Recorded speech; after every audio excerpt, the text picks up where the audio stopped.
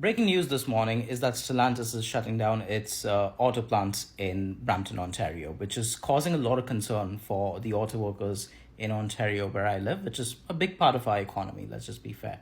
There were statements put out by Mark Carney, the Prime Minister, and Doug Ford.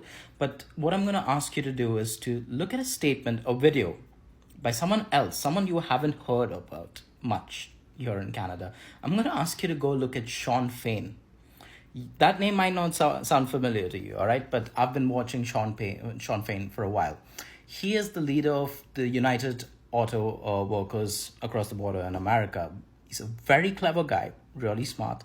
And what he's doing in that video, which he posted to social media this morning, is celebrating that Stellantis made this move and taking credit for it. Because what he's saying is our auto workers, the unions down south, work together to influence the Trump administration to, one, put targeted tariffs on auto sectors, and two, get more jobs back for them because they're losing jobs down there. So this was a concerted effort by the unions down south.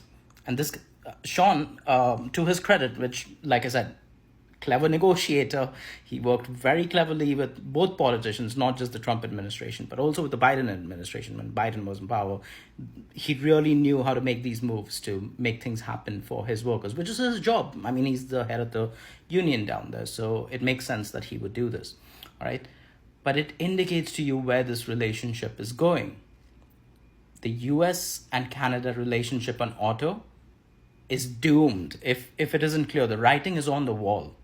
First of all, we have tariffs. Second of all, we have people down south who want their jobs back. They want reshoring. They want the jobs back down there. And third, those jobs are doomed already because none of those automakers can compete with the Chinese competition right now. They cannot make cars as cheaply, as productively. And with the unions pressuring them, are the unions going to take a pay cut? How are you going to get an affordable car? If they can negotiate to get the jobs back, they can negotiate better pay, all right? And they already get paid more than anyone making cars in China, right? You have to understand that North America's auto sector is facing doom. It's facing doom to the degree that even Tesla's CEO is giving up on it. In all his earnings calls, all he's talking about is AI and robotics. He isn't even mentioning cars anymore because he sees the writing on the wall that this is a doomed industry.